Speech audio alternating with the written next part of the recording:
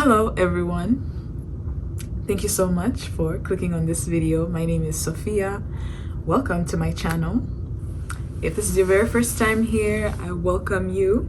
Thank you for giving me your time, and for returning subscribers, thank you so much for giving me your time as well.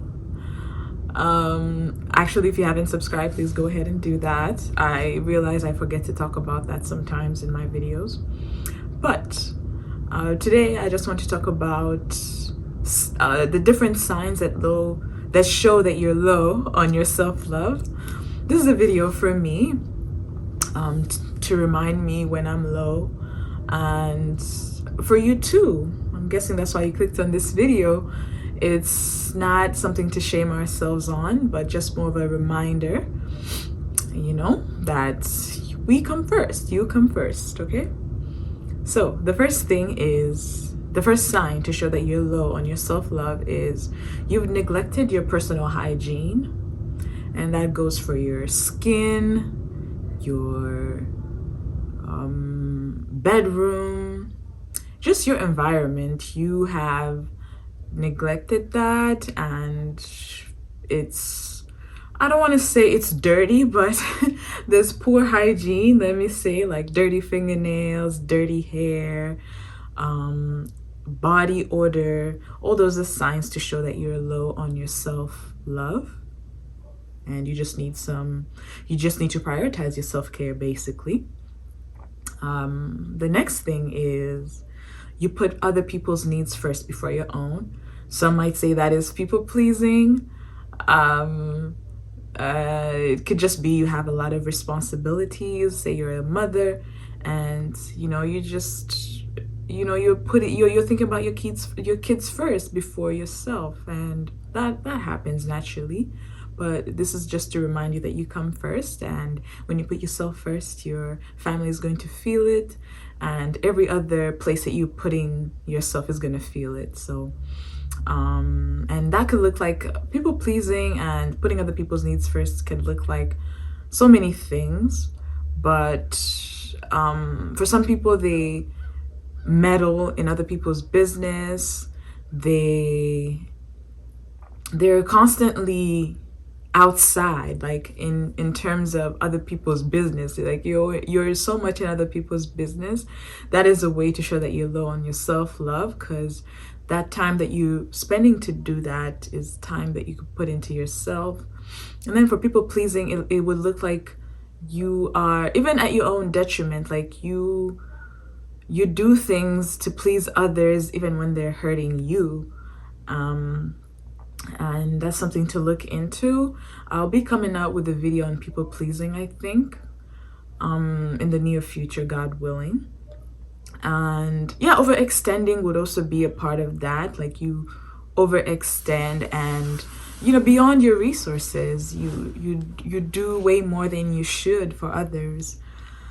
And it's not a bad thing, but if you're feeling drained, it's a sign to show that you're low on your self-love, that energy that you're spending and putting into others is energy that you could put into yourself first, and then pour from your overflow. The third thing is to show that you're the third sign to show that you're low on your self-love is negative self-talk. You engage in negative thoughts about yourself, and you even agree with them sometimes.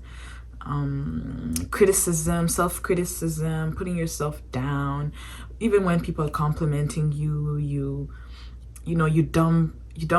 just act like they're joking. You just play it off. Anything that's good about you, you don't really support it, but the negative things, you're with it. You have evidence to show that you failed at something, or you are not good at something. So you're just very, very critical of yourself, and you don't compliment yourself. You look into the mirror, and everything that comes to you is something bad. What else could negative self-talk look like? I think just judging those mistakes that you've made, or any flaws that have come into your life, or things that you've participated in that had negative outcomes. You participate a lot in that. That is all negative self-talk. And basically, you don't see your own humanity. You don't see that you're just a human who makes mistakes, and you don't see that those mistakes are just opportunities for you to grow, and they don't exactly define you. Yeah, that's one way to know you're low on your self-love. Another way, the fourth point, is you constantly judge yourself. I think it goes into that, what I just said, that you constantly judge yourself. The one thing that you've done wrong, you just believe that's your entire personality, rather than seeing it as a way to improve and change. I think I've done that before. Most of us do it. It could be even in the unconscious mind, because the criticism can be so loud. So yeah, you just judge yourself. But like I said in the previous point, that you are only human and you're gonna make mistakes. You're still making mistakes, but it's more of shifting your mindset to, I'm gonna make mistakes, but that's how I'm gonna learn. And I know this is stuff that is commonly said, but it's so true, that you're really just learning. You're flawed. You're a flawed human, and accepting that will help you accept your mistakes, and just seeing room for improvement, and also acknowledging your growth, rather than constantly seeking out the things that you've done wrong or that you are doing wrong. Yeah, you basically you can't have it together at all times, and it's okay to give yourself that grace, and to not put yourself on pressure of always wanting to have everything right. Everything can go right. You can't do everything right, especially if it involves other people's opinions and perspectives. Like, however much you do your best, sometimes some people are gonna see the flaw first, so yeah, judging yourself is a way to show that you're low on your self-love. And yeah, you're human. You're only human. You can grow, and you've been growing, and yeah, you're still gonna grow from your mistakes. What else?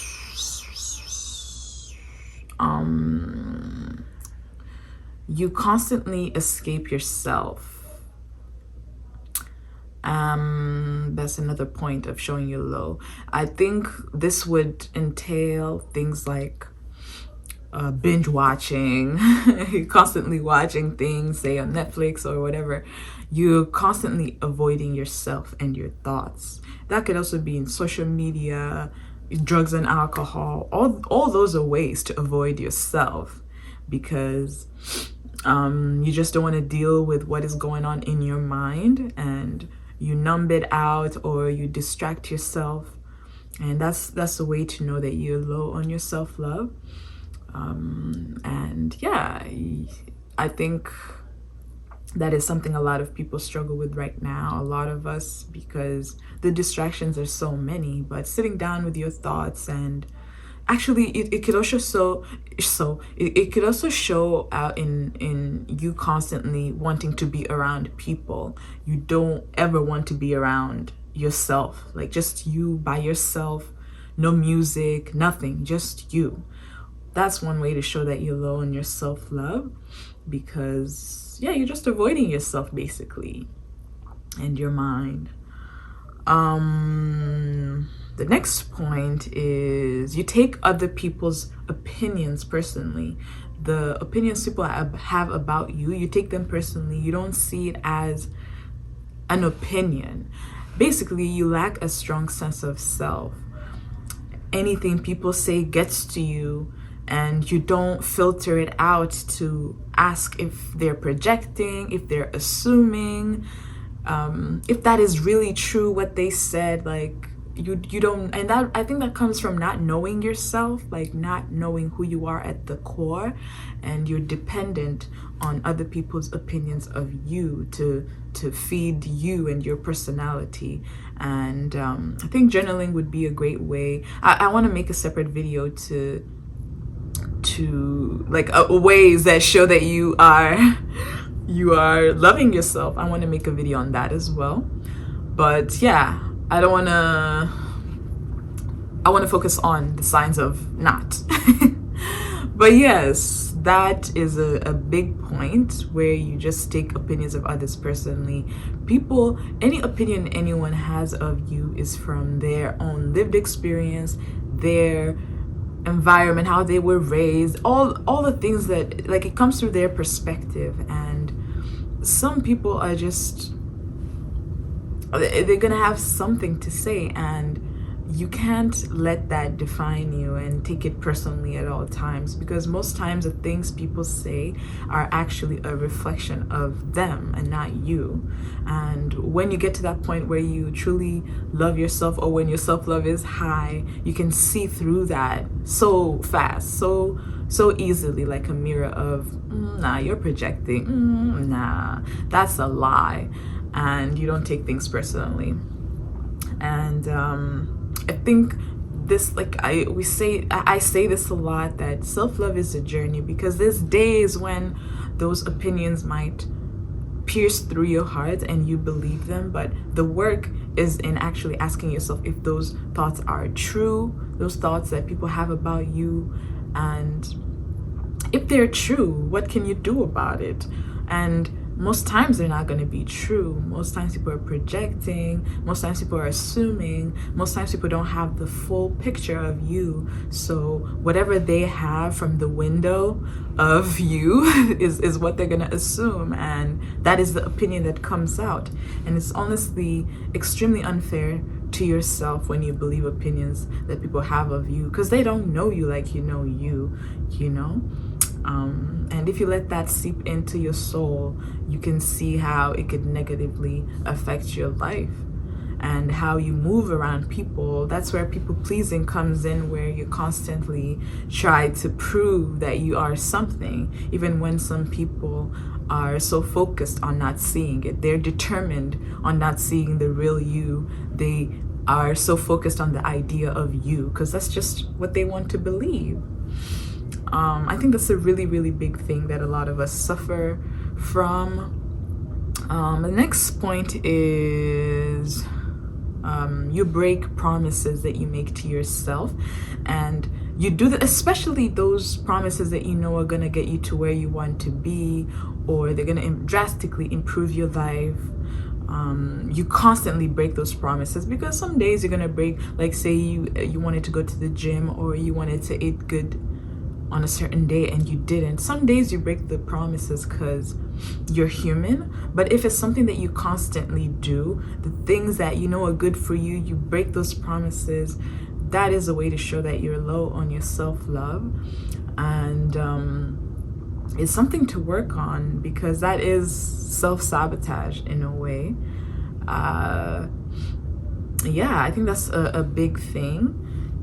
Things that benefit you in the long run. You basically indulge in things that give you that temporary enjoyment in the moment, but they deeply hurt you in the long run. And you know, those are things like not working out or eating food that's not healthy constantly, because some days you're gonna need some junk, you want that. But if you're constantly indulging in those temporary enjoyments, but it's gonna bring long-term suffering, that actually involves drugs and alcohol, because there's temporary satisfaction, but long-term there's consequences, let me say. So yeah, delayed gratification is something that is something that we should have learned in school, like how much suffering comes before you actually get to enjoy a lot of things. Like there has to be some moments of pain, and that involves working out, and that involves eating something that is healthy but that might not be delicious, but you know that in the long term it benefits you. Yeah. And the last point is you do things, I'm sorry. Actually, I think I already said that. Yeah, I think that's it. Those are the points that I have. I think there's so many more things that show that you're low on your self-love. And if there's anything else that you want to add to that list, please leave it in the comments. And yeah, let us know, because this is a journey, and every day you're not gonna get all these things right that I said. And I'm saying, I'm talking to myself as well, that some days I'm gonna do some things that, you know, involve me escaping myself, that involve people pleasing. But self-awareness is very key, where you notice something and you're like, okay, tomorrow or in my next situation I intend to do better. This is not a video to tell you that you're in a permanent state. Basically a video to show you the things that you could work on, and yeah, and to know that it's a journey, not to judge yourself. All right, thank you so much for tuning into this video. And oh yeah, like, subscribe, share, all that good stuff, and I'll see you in my next one. Deuces.